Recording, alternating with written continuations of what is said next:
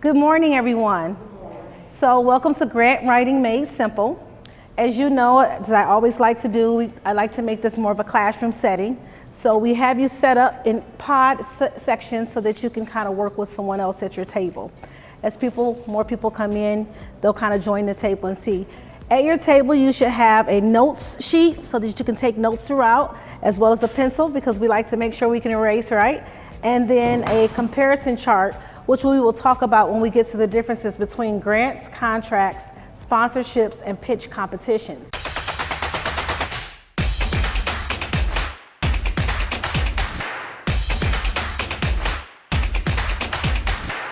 Just want to give a big shout out and thank you to the Overtown Children's and Youth Coalition for this wonderful breakfast. Thank you so much for all that you do in the Overtown community. You should also have in front of you a mini participant workbook, which includes all the handouts condensed on 3 sheets, as well as the Costco grant application step-by-step guide, as we are going to work on an actual grant live. And with that being said, my name is Nikki Watkins. Thank you so much for being here with us to learn the basics of grant writing. All right, let's jump right into it, starting off with what you will walk away from here today with. The first thing I hope you walk away with is a quick eligibility guide and fit screen test to determine whether or not Costco is a right fit for your organization. Costco's grant is an easy grant for us to review some of the most basic elements that fall in every grant that is put out for nonprofits as well as some for-profits to apply for funding. So it's a good starting base. Also, the Costco grant is a rolling grant. Whenever you see the term rolling grant, that means they offer it throughout the year. There is no real deadline for the grant. However, you can only apply within a 1 annual cycle or 1 year cycle. That being said, even if it's not the right grant for you, it is a wonderful way to kind of really identify the different sections that fall into whatever grant you decide to apply for. The second thing I hope you walk away with is some plain language mission statements that you can use over and over again for every grant that you write for your organization.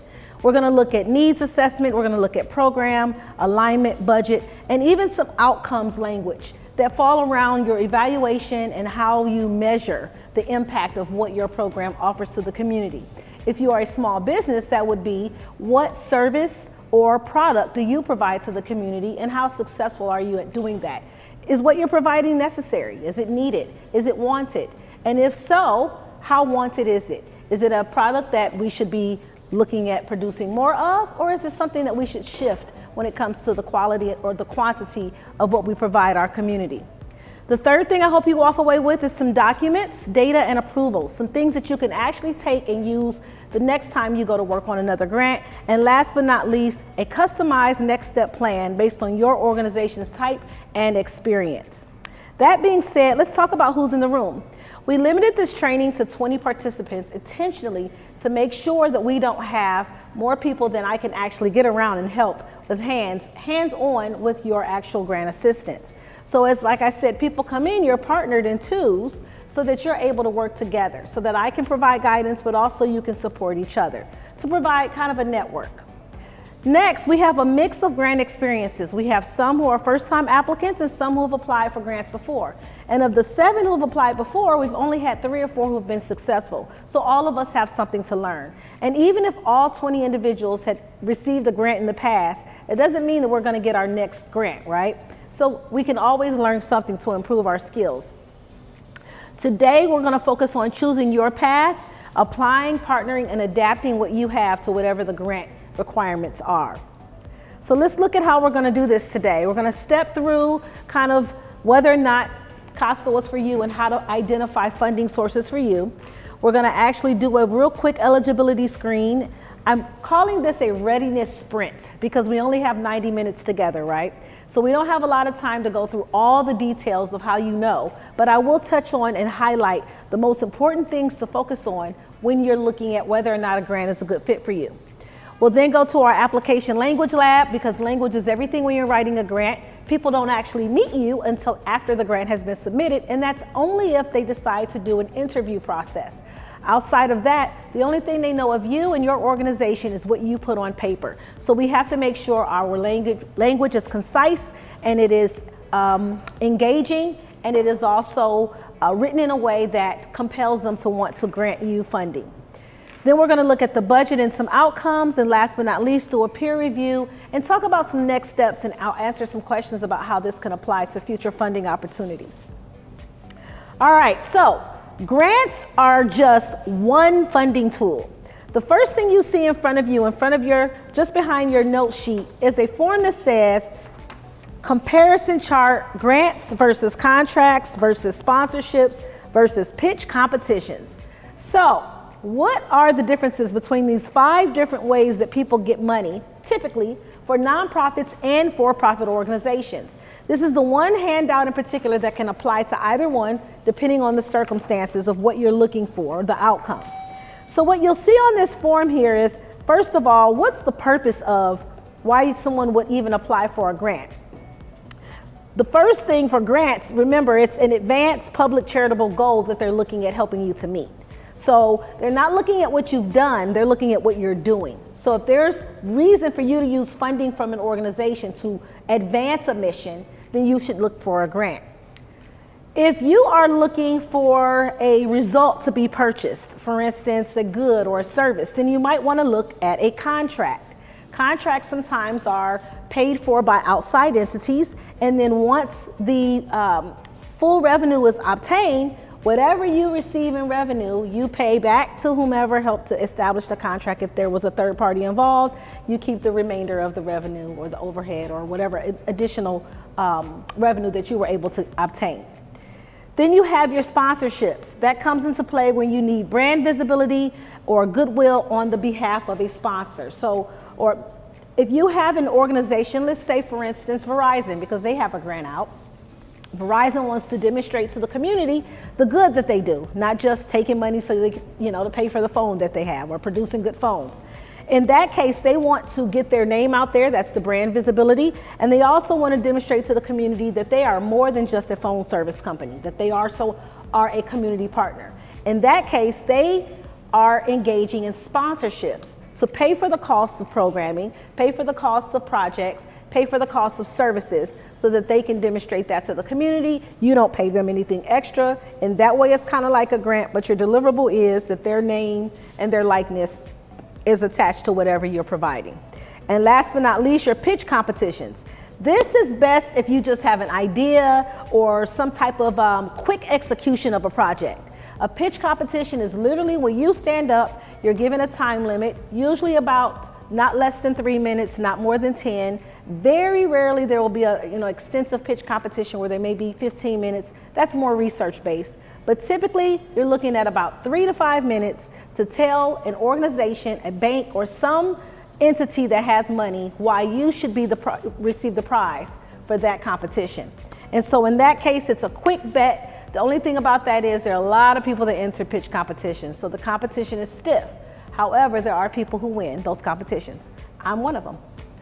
So that being said, this just kind of funnels down the 5 different types of funding that are available to nonprofits and for-profits. Like I said, use your cheat sheet. It's here to help you and be a guide. It's loose so that you can use it every time you're thinking about, we need money, where should we go to get it? It covers the purpose for why you want to go after those kind of funds, who or what type of entity are paying for those funds, what the selection process is like so you know what you're getting involved with, the obligation that you will have back to that entity, the repayment terms, how flexible they are, how quickly the money is given, and of course, what types of programs, projects, services, and products are best for those types of funding resources. The common documents that they require when you're looking for certain types of funds, I've included those so that you can kind of see what might be involved in preparing for such a type of funding source. And last but not least, I do put in the main risk, because there's always risk when you're engaging other people's dollars for your mission or your goal. Alrighty, let's turn back to our slides here as we move along. I really want to move us to,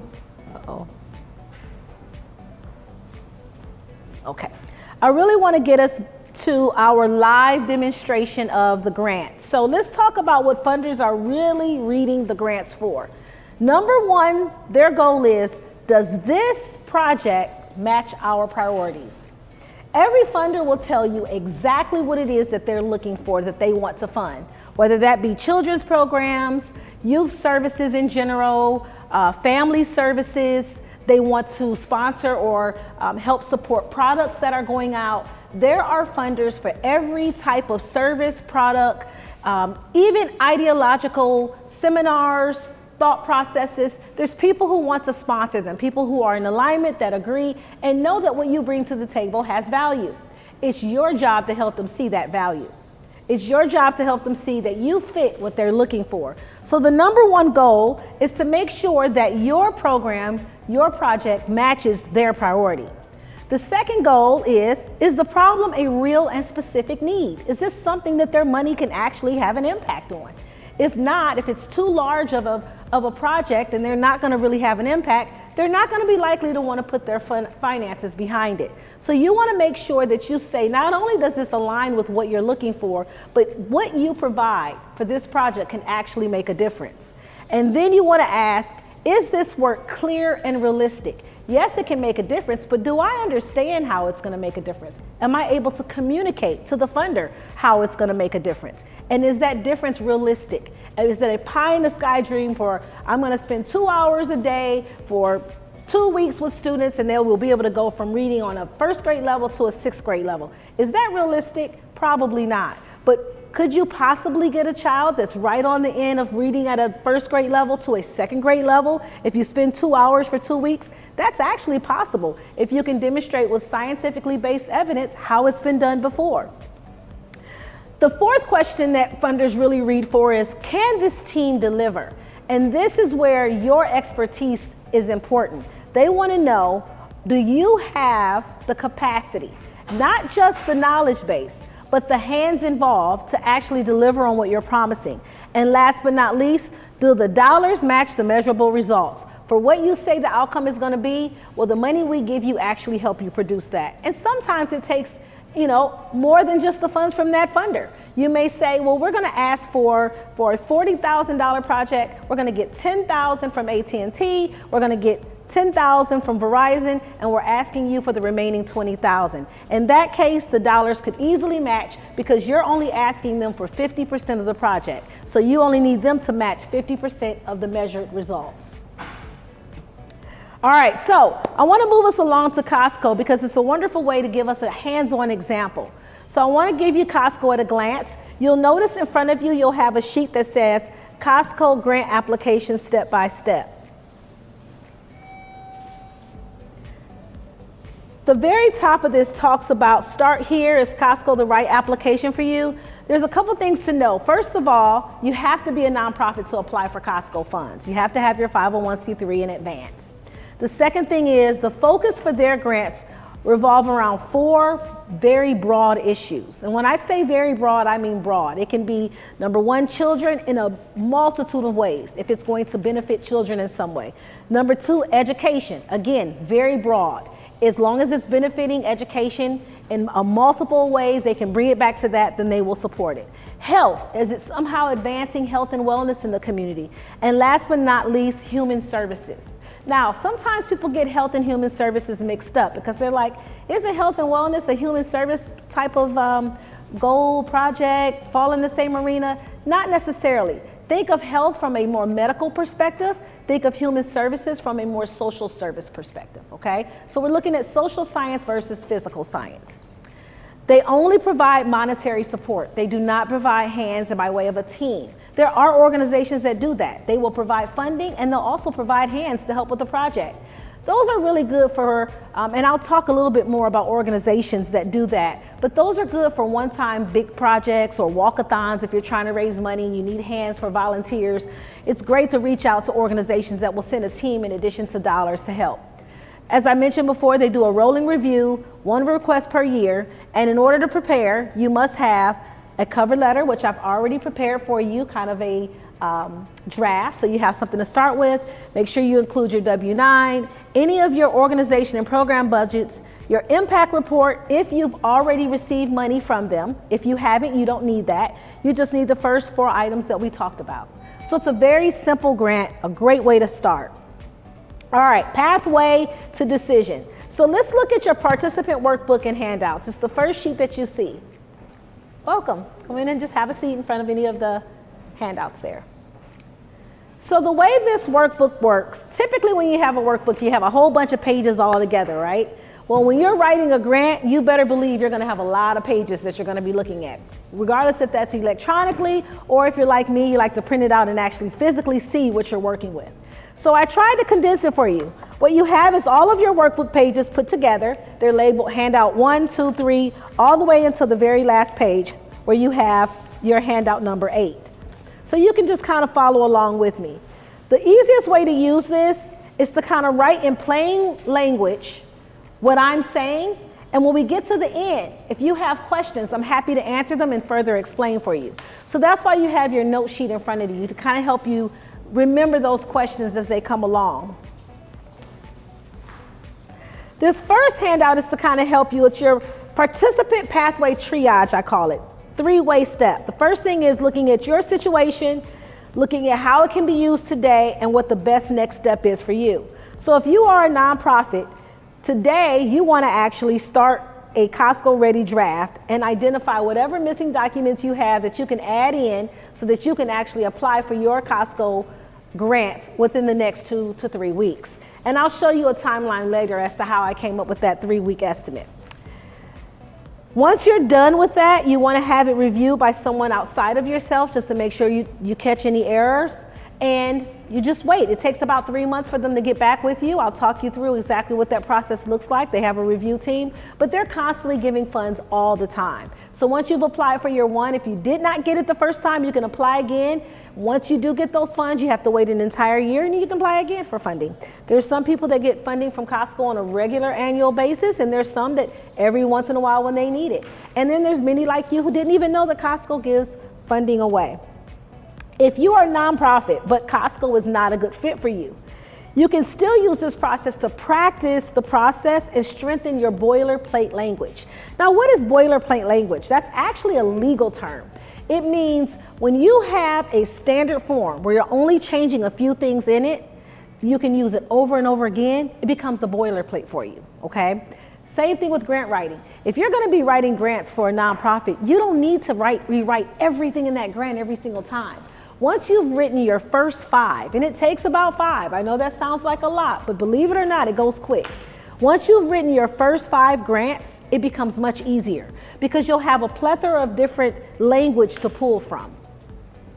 Alrighty, that being said, let's talk briefly about what this pathway decision looks like. As I have here, to apply, the first thing you need to figure out is if it's a good fit for you. If you are a for-profit business, you're going to use these grant prompts to clarify the problem, solution, proof, budget, and outcomes that your small business needs in relationship to what a nonprofit would need.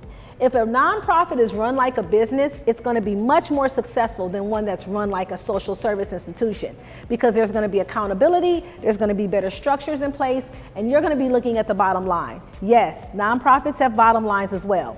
However, if you're looking at this from a more of a small business perspective, you want to adopt the mindset of the nonprofits in terms of what are you giving to the community, even as a small business owner.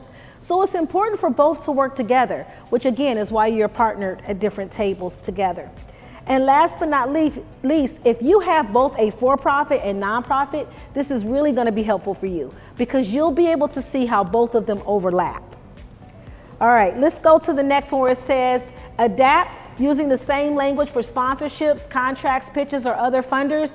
Very possible. You do not want to submit a rushed application. Remember, this is not just what they're going to use to evaluate you for now, but perhaps if you write again, notice up front I said they ask you, did you submit before? How impactful? They will pull your last application. So you're writing for now and the future. And the future, not just for Costco, but the future for other grants that may add to your boilerplate, which we already talked about what that is. All right, now let's look at our readiness sprint so that we can get ready to turn to our application. So, eligibility, let's say confirm. You can write for Costco. Problem and target population, it's clear. What I want you all to think about, we're going to take about 1 minute, is who you think you might want to write your Costco grant for and write that down on your notes. That's going to be very important as we step through the next process. So let's take about a minute. I have the timer set here, and we're going to go ahead and think about who the target audience is. Do you want to benefit the children? Is it the parents? Is it the family? Is there a certain sector in the community you're seeking to provide your product to? Think about who that target is. I'm going to ask you all a couple of questions, because when you think about your target audience, there's a few things you need to keep in mind. What is it that you actually want to do? And who would be most benefited by that action? Who would benefit the most from that? What are your main service lines? Meaning, what are you already giving to that audience? What are the primary things you're offering? So if you're offering 3 services, you want to think about which one is more key that I could probably get the biggest bang for my buck. Which programs connect most clearly to the funder? So let's say you decided out of 3 services, let's say for instance, I'm an organization that serves autistic children, and I provide training to parents. I provide a play center for them to come and enjoy and get some sensory play. And I also provide a place for, let's say I want to go to occupational therapists that kind of help work with those children in terms of their day-to-day skills. And I'm thinking, well, right now I could do more with those therapists that come in. But the funder is looking at more about what I can do with the families, because I noticed they had social service there, they had youth there. I can hit 2 categories right off if I focused on that. So even though the other one might be the biggest bet for my buck, I'm going to focus on what the funder is going to mostly align with. I'm going to start with the families, that family training. And that's how you narrow down where your focus should be. All righty. Also, do you have a credible structure for delivering those services? Have you already done it before and been successful? Because you want to talk about that success in your application. The things you want to focus on when it's time to determine if you are ready right now for a grant, because when grants come out, they give you very quick deadlines, right? Usually 30 to 60 days. You want to know right away, do I have a problem in target population that's clear? Do I have a budget and documents available that I can just kind of move around, or can I develop one that I can quickly make sure it matches what the problem and target that I want to attack it are? And then are the outcomes that I will finish at the end of this, is that going to be something I can measure so I can demonstrate a strong success for what I've accomplished? And then the decision maker approves submission. Is this a grant that engages the reader? Is this a grant that says, wow, I really want to give them that money, because if I don't, there's going to be something lost here, or if I do, there's going to be a huge gain. So there's 2 gaps.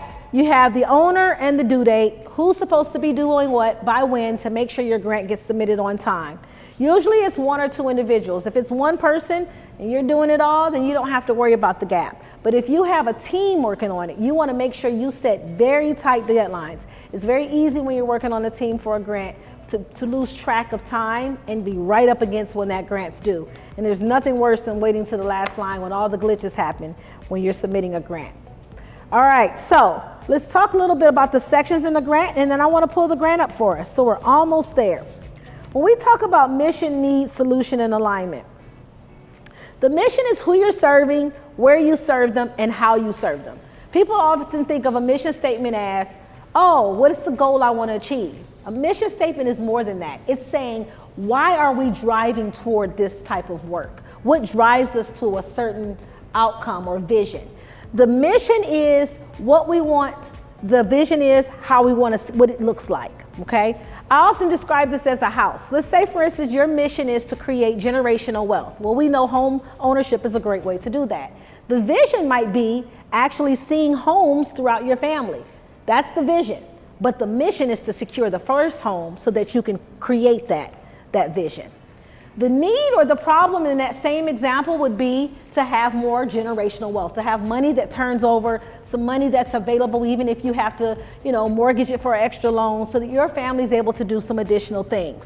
And of course, you want to look at what's causing you to do that, of course, so you have more funding, more revenue to do more with your family, and what the consequences are of not having it as well as of having it. That all goes into your need. These stack all on top of each other. You cannot address a need without the mission that you're looking forward to. Let me go back here.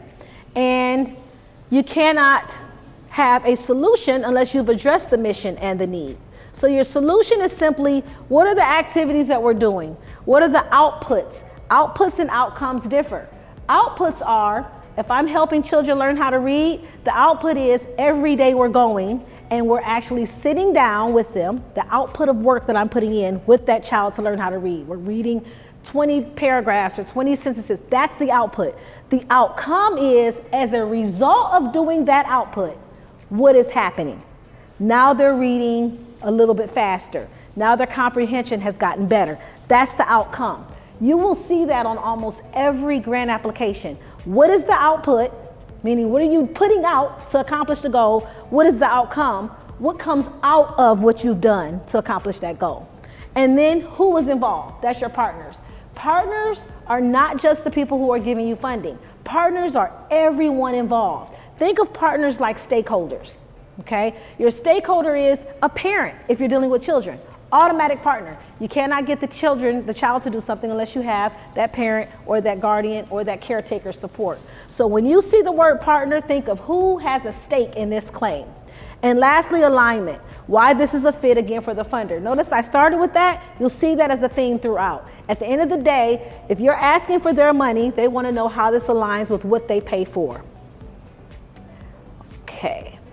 All righty. So in aligning with funder priorities, I do want to mention a couple things. Don't assume the funder can connect the dots to how they align. Even if it's obvious to you, it may not be obvious to them. So when we're writing that, I want to actually make sure you think about that. You make sure you name the priority area directly. Don't assume that they know because you're talking about children, that that's what you're applying for. You could be talking about children, and actually be applying under education, because education and children kind of go hand in hand. But so do adults in education if you're talking about college. So if you are applying under the category for children, say that. We are applying under the category for children. Be very explicit, or education, or health, or the human services, because those were the 4 areas. Who is benefiting and how, and then use evidence. For every statement that you make about what you're going to do, you have to tell why that is an outcome that can be successful. Use data, use wait lists if you have to, use letters from people who support what your cause is, even if you haven't started yet. There's people who know that you've worked with this population and you'll be great. Though their letters make a difference. Use the results you do have if you have done this before, and testimonials are the strongest evidence you can use from the individuals who themselves they enjoyed the product, they enjoyed the service, they want to come back and have more. Okay, so let's turn to the actual contract before we jump into the budget made simple, because we're getting closer to the end of that presentation. And I want to make sure we spend a good 30 minutes at the end actually walking around and working on the application.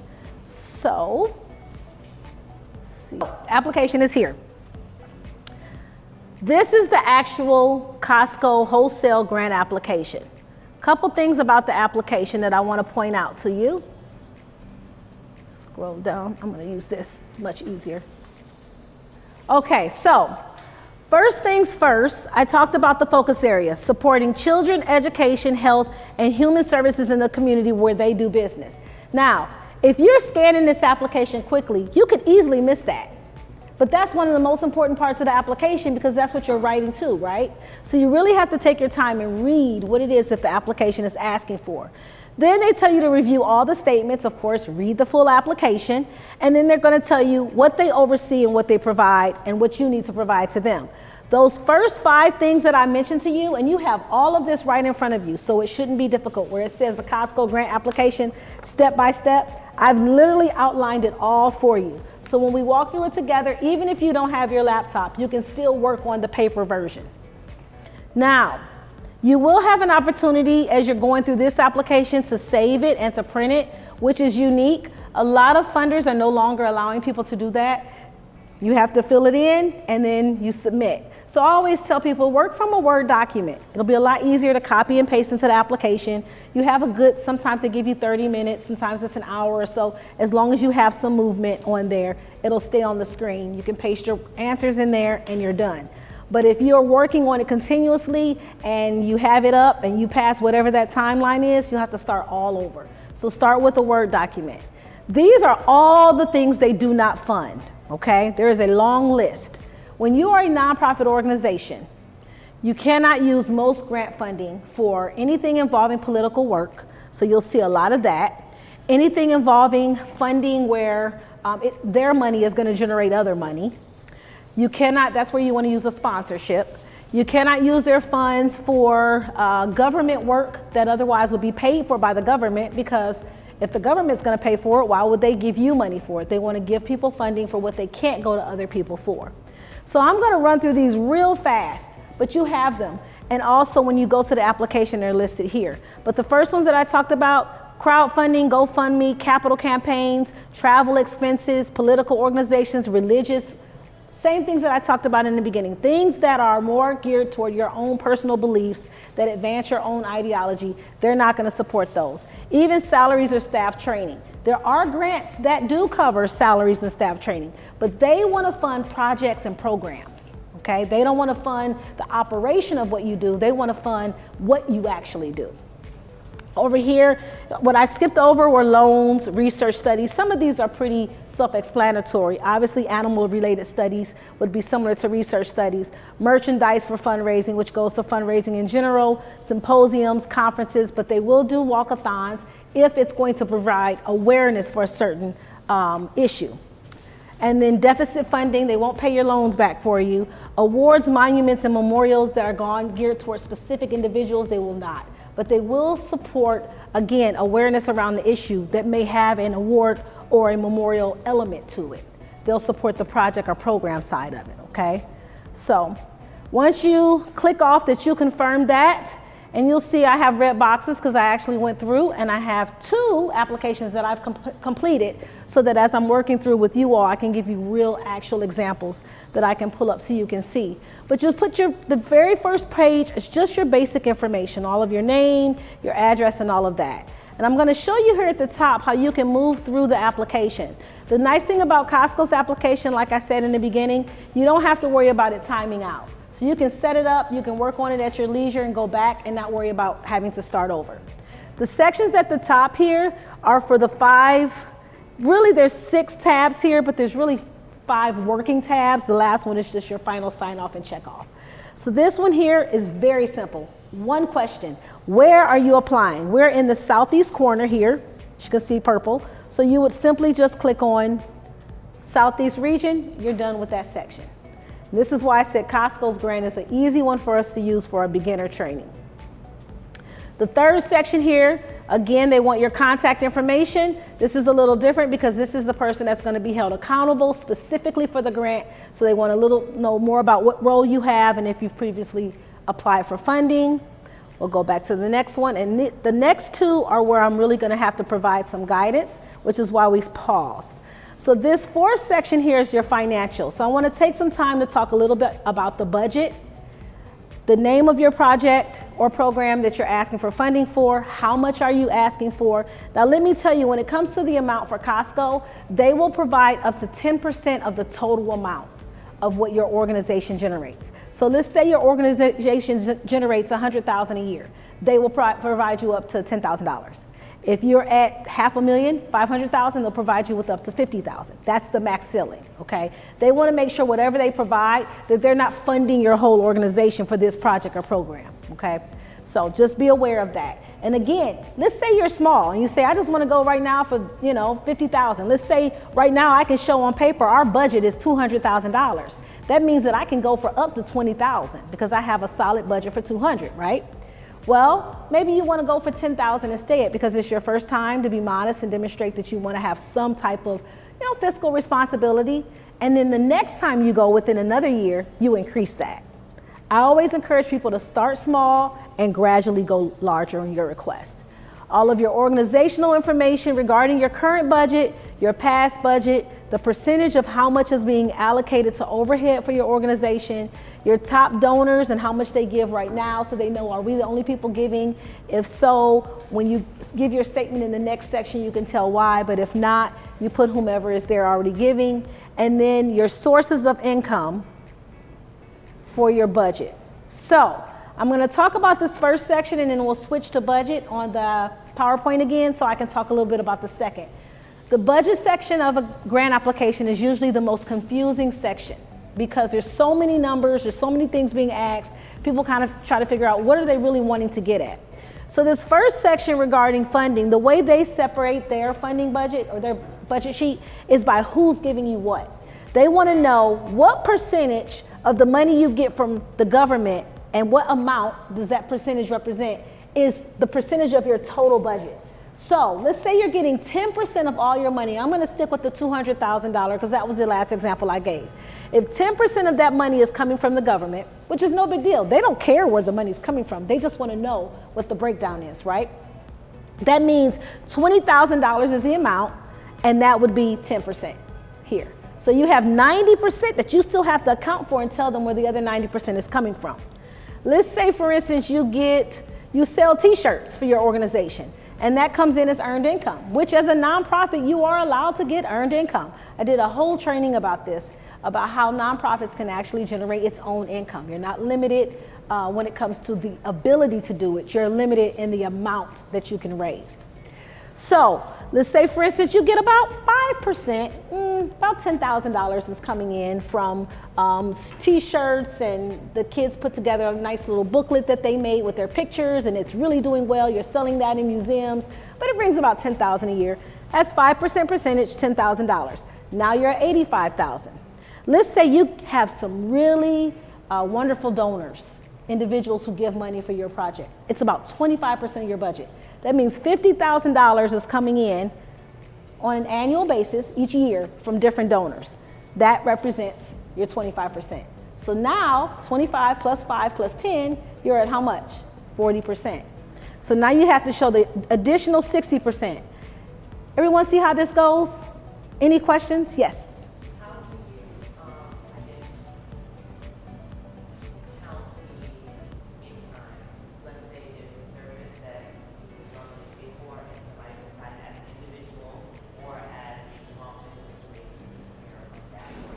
That is a great question because a lot of people forget their in-kind contribution, and it can actually make up for a lot of money. In-kind is when people give you resources, materials, even services, their time. You can count that on an estimated basis, which means maybe you pay $5 for it, but it's actually worth $20. You can count it at the $20 value rate that it's worth, and that can add up quite a bit. That goes for the Costco application under other, in-kind. But on some applications, it will just say in kind in your budget and you list it, or you list, it'll say, what is your other? And then you list in kind and the total amount. That can account for on average about 20% of a budget. Another $20,000 from just services that were given, services that somebody provided out of the kindness of their heart or because they saw something in what you're doing and they want to be a part of it. So that's a great question. Any other questions? I typically don't stop for questions unless we're at the budget or unless we're at the summary section because that's where people have the most questions. Yes? From the previous calendar year? Yes. Like from January to December? So that depends on your fiscal year. A fiscal year is when you start and stop your organization's calendar, and it's how you do your reporting to the IRS. So if your fiscal year ends on a calendar year, that would be January 1st to December 31st. If it's on the school year, there's 2 fiscal calendars for a school year. This trips some people up. Some people will do a July 1st to June 30th school year calendar because most of the pre-activities for the school year starts back up in July, right? And then it'll end at the end of June. Some calendar years for schools or school systems that shift and start later, these are your schools who were late to change from starting on Labor Day to the end of August. They will go from August 1st until July 31st. Those are very rare. The most typical is going to be if you're on a school calendar year, it's going to be from July 1st to June 30th. Everyone else on a straight calendar year is going to be January 1st to the 31st. And yes, those are the numbers you want to use from your previous calendar year. Now, if you are in the midst of a startup, You may not use your calendar year. You want to use the last full year cycle based on the end of the last month. So if you're applying today and you're new, today is the 24th, right? You want to go back to the 31st of March from this year. You want to start all the way at, it would be February. Make sure I'm getting my calendar right. Yes, February to March. All right, any other questions about this? Yes. Mm-hmm. Your fiscal year. Mm-hmm. So, well, for your application, it's your fiscal year. Yes. But if it's for their review, they're going to say within the last year since they gave you an actual award letter. Or even if they said no the first time and you write again, it's going to be from that date that you can reapply. These are other places where you can get funding. Corporate and foundation grants. Again, grants, not sponsorships. Sponsorships would either fall in other or special events. Special events, this is special events that are specifically for generating income. That will be where you put in there. Your memberships. A lot of times people forget you can actually have memberships as another way to generate income when you have a nonprofit. People have to pay to be a member to get special services. That generates income, which don't fall in these other categories. The beautiful thing about that is the more that you can spread out in these categories, the more diversified your funding sources are. That means you're not relying on one way to bring income in. And it's always better, not just for grant applications, but for any funder. The 4 that I mentioned when we talked about comparing, all of them are going to say, are you looking at one place? You never want to put all your eggs in one basket, right? Same is true for when you're running a nonprofit or a business. All righty. I think that's it as far as the first part. Now we're going to look at the program information because it also has a budget component. Again, all of this is in the budget section, and this is a simple grant, so you can only imagine if it's not so simple. All right, so of course the current year, your past year, this is the amount that you want for that specific program or project for this, what you're requesting. What did you spend? What are you expecting to spend now? What did you spend in the past? If you didn't have this before, it would be 0 for the past. What percentage of the program budget is allocated for overhead? So most programs require somebody to do the program, right? Somebody's got to work to do it, so that would be salary. That's part of your overhead costs. And now I'm going to pause here because I gave you all a cheat sheet that you can use, not just for Costco, but again for the future. In front of you, you have what's called overhead defined. It has Costco at the very bottom. This, just like the others, is loose leaf. You notice everything else is stapled. This and the comparison are the 2 sheets that you will come back to at some point in your life if you're going to be writing grants. The first part is most nonprofits have 3 categories of expenses. They're going to be your administrative expenses, your fundraising expenses, your program expenses. This is similar to small businesses in that you too have administrative expenses, you too have marketing is your fundraising. Same work, different title. Marketing expenses, and your program expenses are going to be whatever it is that you do. If it's service-based or if it's product-based, whatever generates the income, whatever the work is, that's what falls under your program expenses. Those are the big 3. Everything can kind of fall up under those 3, all right? I have a definition of what all those mean so you can kind of get a better understanding, but of course, if you have questions, I'm happy to stop. Your administrative expenses and fundraising expenses make up your overhead, okay? So when they ask you how much your overhead is in all these categories, they're asking for all the admin costs, for all the fundraising costs, so you can do this. What is the total of that, and how much is that leaving for your program costs? Organizations like to fund where you use most of the money to actually help the people you're saying you're going to help for a nonprofit. Same for small business. You're using most of the money to actually put out and develop the product, or most of the money to actually deliver the service. Yes?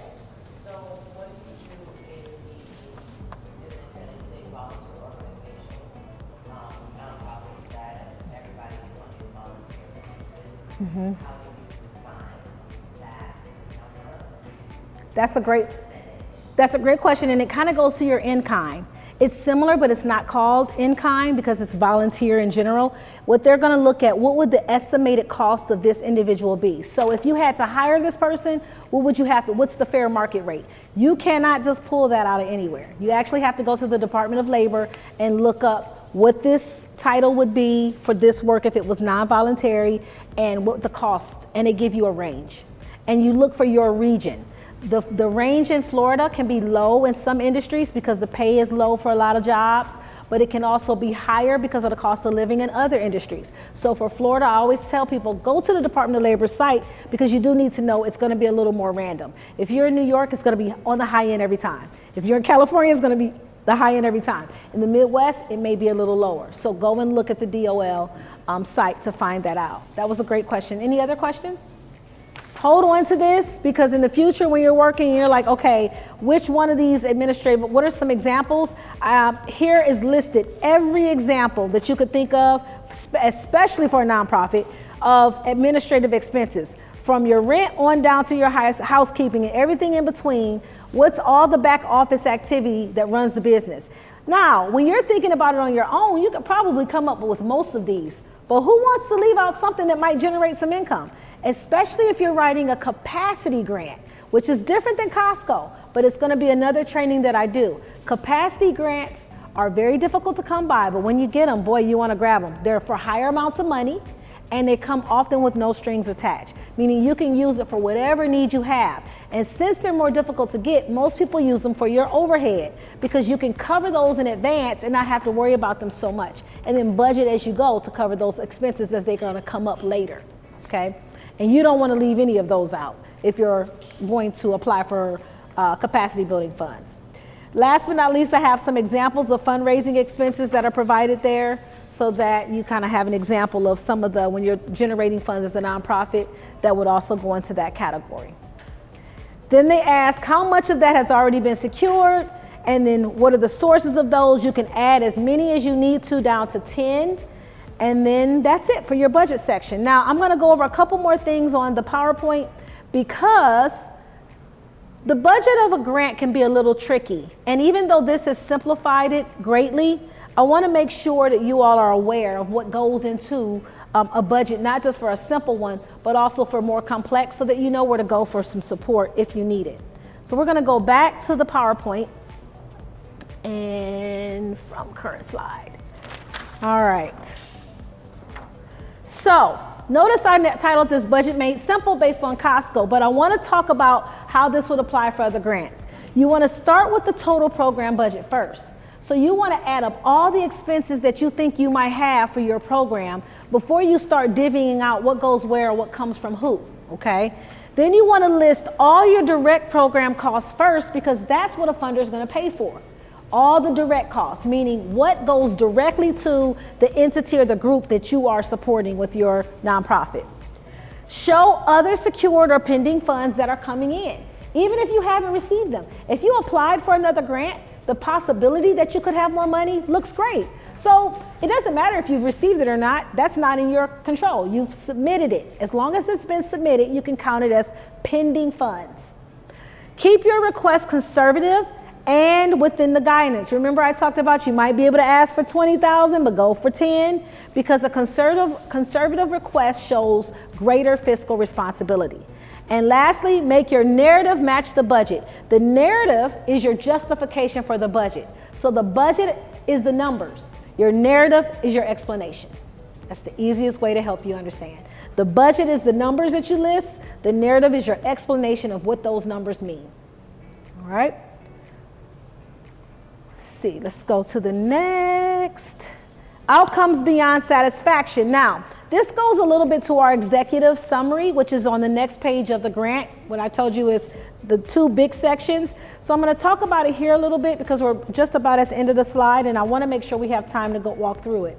So your outcomes beyond satisfaction is how many people are going to be served, what will change by the end of you working with them, how will you know that's changed? That's a big one that people miss. How will somebody be able to know that what you did actually made the difference? What if I say I'm tutoring, again, the children? How do I know the parent didn't make the difference? Well, you could say we engaged the parent. So the parent, where the child was initially, their pre-test showed that they were a first grade level, or at a second grade level as a result of being involved in this program. They didn't have that before, right? So you were the difference maker. What tool or data will you use? Know that up front to evaluate your success. And then who's going to collect and review that data? That's important as well because they want to know, is that person skewed in what they're producing?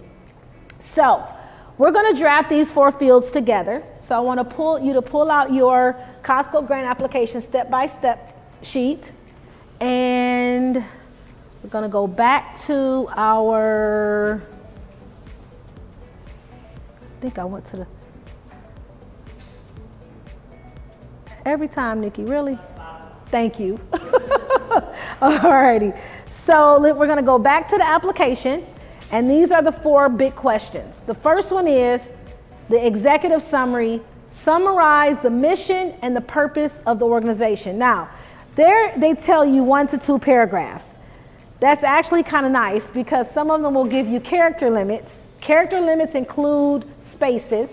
So if you have 500 characters, that's a lot different than 500 words. 500 words is about a page. 500 characters is about a paragraph. That's how big of a difference it is. So if they say 1 to 2 paragraphs, remember a paragraph is 4 to 5 sentences. You have about 250 to 300 words that you can provide, not characters, but words that you can provide to answer the first question. That being said, any questions about that before I jump into? No? Okay. That being said, a couple things that you want to remember. When you're writing your executive summary, I'm going to give you 5 things that you want to think about writing about in those paragraphs. The first one is, who are you? Mention that in your first sentence. Use your legal organization name, not your condensed version. Who are you serving? These are things they should know right in the first paragraph. Are you serving youth, not who you're applying for, because that's going to come, but who are you serving? So I am this entity and we serve these individuals, okay? That includes youth, families, adults, people experiencing housing instability, survivors, small nonprofits. If you're a small business, who are you providing your services to? Are they other nonprofits? Are they business to business, B2B? Are they other government entities or structures? Be specific. Then you want to talk about the geographic area you're serving. And a lot of times you can put those 3 things in 2 sentences. You can say, hi, this organization started in this day to serve this group, and we serve this community because that's 2 sentences. Yes. Yes, the name of the community. Now, how you name the community depends on who the funder is. If this is a specific project to benefit a certain community, let's say Overtown, you want to say Overtown because that's going to strengthen your application. But if it's meant to benefit Miami at whole, you want to say that can have a huge impact on Miami-Dade County, even if it's 20%. Do you know how many people are in Miami-Dade? If you're going to impact 20%, that's a huge swath of individuals that can actually benefit from what you're doing. Even 5% is huge. So you want to be specific, but specific to what you're doing. Great question. Great question.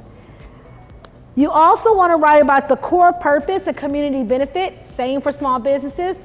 And lastly, in plain language, what is it that you need? Your description of need. Your second paragraph should be all about, in plain language, the description of need. That's where you want to start your paragraph. We are writing for funds under blank category. Remember, there's only 4 categories for Costco. Whatever grant you're working on, they'll tell you the categories they have. So that second paragraph, you've gone for all about you in the first, so they know who you are, who's even submitting this to, okay, why are you here? What do you want? And that's where you say, we're writing for youth, or we're writing for, in their case, it said children, or we're writing for health, or we're writing for human service, whatever it is. The mission of your organization, this is an example. The mission of your organization is to do, someone give me an idea, someone's organization that's a nonprofit. Someone have an example they want to share? No? Okay, thank you. What's the name of your organization? Rhythm and Syntax, I love that. So the mission of Rhythm and Syntax is to do what? It's to help women with their mental health or just improvement, confidence, health. Excellent. And you do that by providing what kind of services? Dance classes. For, is there a specific population that comes to your dance classes? It's for veterans, people who have mental health issues. Excellent. You didn't, and no one got that veterans part in the first section, right? But this is all the same sentence. So veterans and health issues and where do you do your classes? In South Florida at large. So how are you going to reach all of South Florida? South Florida is huge. Is there a certain city that you're going to be in? Well, I'm starting in Miami. Okay. So you want to say Miami? I'm going to say, just for the sake of, let's say you say in Overtown, starting in Overtown, because you're starting it. Now, if you had already been in existence, I would say Miami because you have the potential to grow out, right? But for a startup, you want to be specific. You could say Hialeah or Miami Gardens or wherever, but we're going to say, since we're in Overtown, and the organization exists because what's the need that you're addressing? Because we live in a difficult time, but beyond that, because times could always be difficult depending on who you are, right? So to make it more specific, what's the specific need today that's hard that you want to address? Well, I just think that people, like, there's a big push for therapy, but I think that people, like, invest in themselves, that they just have something that they care about, that they can work towards, that it helps them.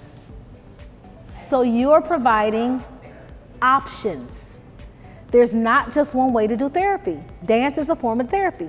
So what you're doing is providing a need that someone might not have thought of. Dance is another therapeutic option.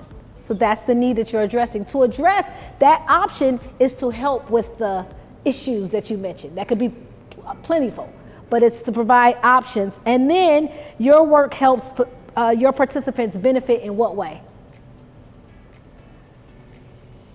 De-stressing, perhaps? So that whole piece that I just walked through with her is one extended sentence. And for reader ease, you might just break it into two, but you've hit the first four right out the gate. See how that works? And then you have a little space to kind of, make it a little more engaging at the end. Your last sentence could be something that brings them in and transitions nicely to, this is why we need your help, okay? All right, like I said, I do have an example, but I want to keep moving along so that I can walk around and let you start working. All right, the next one is your summary of your primary programs. Again, it's 1 to 2 sentences. I'm not going to spend a whole lot of time on this. This is not the place to list every activity and everything that you do. Basically, you want to summarize your major programs, and then you want to emphasize what's most relevant to the funding. That's it. They don't need to know everything that's going on. You want to write about maybe 2 to 4 programs. I would not do more than that. Short descriptions for each of them. Who they serve, each of those programs, if it's different individuals, if there's any special settings that you serve in, like a school or a community center, or if you have a location, a clinic, or if you serve online, virtually, you want to mention that. And then you want to finish it with any evidence of capacity, such as trained staff, partners, history, results. I don't know how that came up. You want to put that there at the end. All right, then we're asked, briefly describe how the requested funding will be used. Another 1 to 2 paragraphs. Here you want to write about the name, the amount, the total budget. This is where you want to get into the nitty-gritty of what exactly you're requesting, any direct costs, the number of people you're serving, your benefits. This is actually your narrative for your budget. That's the whole narrative section for this budget.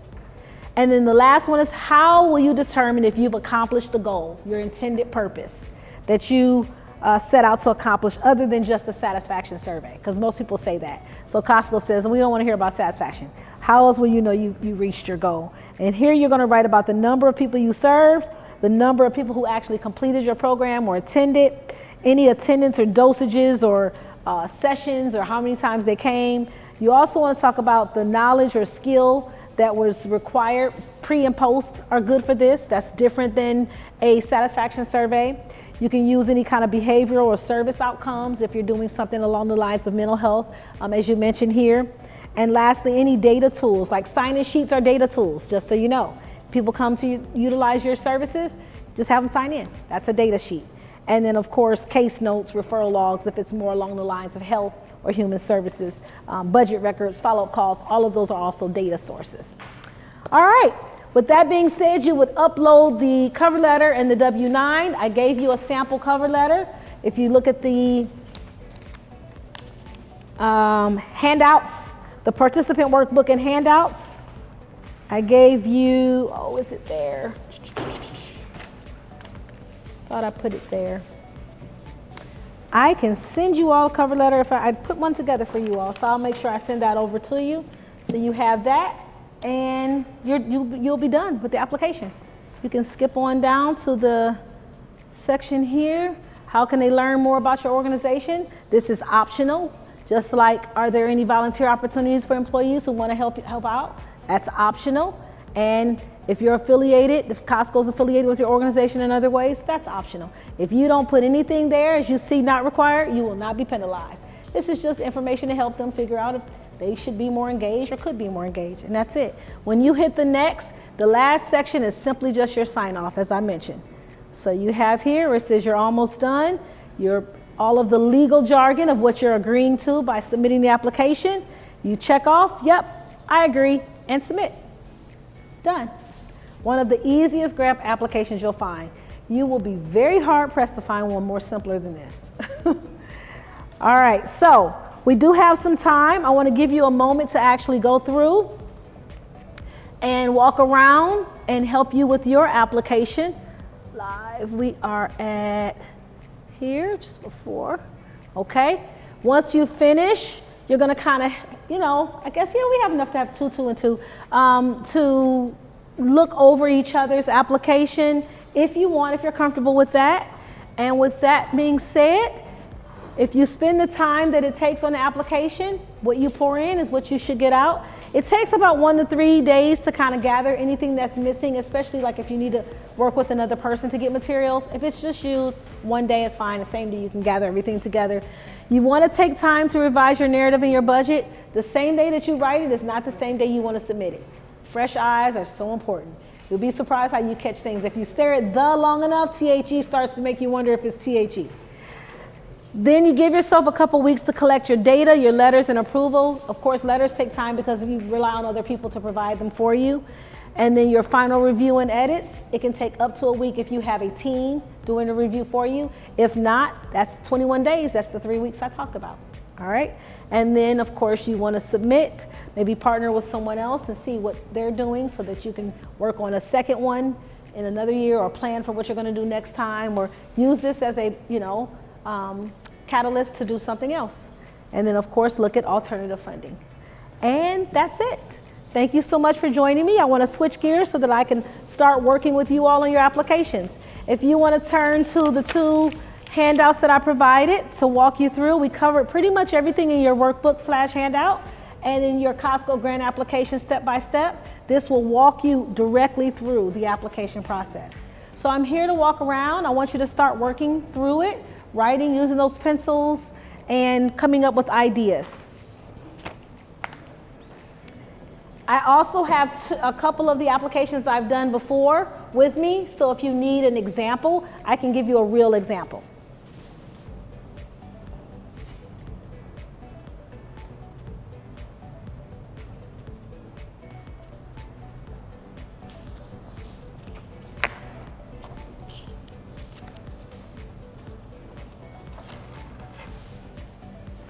Okay, yes. I hope you can see why I try to cap the amount of people, just because I do try to engage. Once it gets to be so large, it's kind of difficult to do so, but we will have a second. Once you come to one training, we'll give you information. So the next one that comes up, I try to stagger them. So the next one will be a little bit more specific. Like I said, the focus is capacity building, and that one is slated to take place in June. So I look forward to seeing some of your faces at that training. Capacity building grants are very difficult because they do allow more levity in terms of what you can spend the funding for, but they are also higher amounts. But once you come across them, they're worth the time that it will take to write them. Any last minute questions before we say goodbye? All righty, thank you again. Thank you. All right.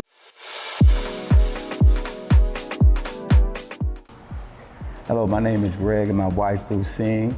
We just attended the grant writing class by Nikki Watkins, Grant Writing Made Simple. This was a great experience. We got some knowledgeable information that will actually help us and sharpen our tools, and it's very refreshing to attend something like that. So we highly recommend at your next available opportunity that you come visit Ms. Watkins and attend this great event. Thanks, Ms. Watkins. Thank you, Ms. Watkins. Really enjoyed it.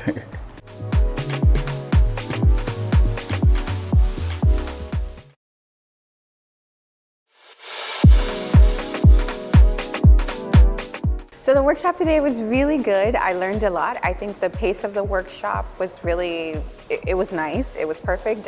We had a lot of handouts that had information from the slides, so it helped with note taking. We also had a notes page, which was really good. And I just think the resources that we received today they were great. I mean, they're phenomenal. You can go back and reference them. There's a lot of information. So I really do appreciate the resources. The host was amazing, and I loved her dress. But it was really good. It was really good training, and I look forward to the next one in June.